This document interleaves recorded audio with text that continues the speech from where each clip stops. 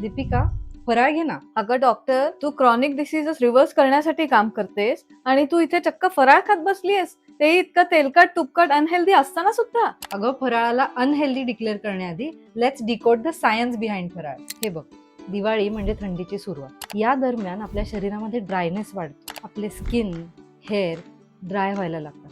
त्याचसोबत जॉईंट्स मधलं पेन सुद्धा वाढू लागतं. बाहेरचं टेम्परेचर कमी असल्यामुळे आपली बॉडी सतत एनर्जी खर्च करते तिचं टेम्परेचर मेंटेन करण्यासाठी. सो एनर्जी लो वाटणं, सतत भूक लागणं या गोष्टी सुद्धा होतात. सोबतच लो मूड आणि लिथार्जी सुद्धा होते. याच सगळ्यावरती कॉम्बॅट करायला आपल्या पूर्वजांनी फराळ डिझाईन केला होता. हा laddoo, this literally is a medicine for your gut and joints.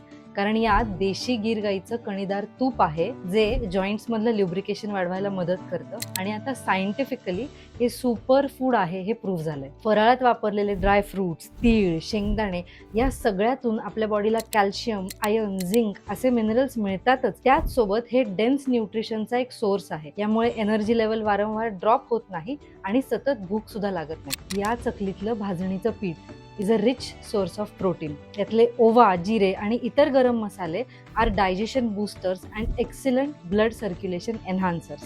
खरंच का डॉक्टर? हा फराळ म्हणजे सायन्स आणि संस्कृती दोन्हीचा मिलाफ आहे. अरे वा, याची चव तर जगात भारी आहे. कुठून मागवलास तू हा फराळ? हा जगात भारी आहे कारण यामध्ये डालडा, मैदा, रिफाईंड शुगर, रिफाईंड ऑइल असे कोणतेही अनहेल्दी पदार्थ वापरलेले नाही आहेत. फराळ ट्रॅडिशनली जसा बनवला जायचा तसा क्लीन, फ्रेश, टेस्टी आणि हेल्दी पद्धतीने बनवलेला आहे हा. मी हा कालच माझ्यासाठी आणि इंदुशा क्लिनिकच्या संपूर्ण टीमसाठी PIP ॲग्रोकडून ऑर्डर केलाय. या दिवाळीत तुम्ही सुद्धा PIP ॲग्रोचाच फराळ घ्या, कारण हा जगात भारी तर आहेच, शिवाय आरोग्यदायी सुद्धा आहे. तुम्हाला दीपावलीच्या आरोग्यदायी शुभेच्छा.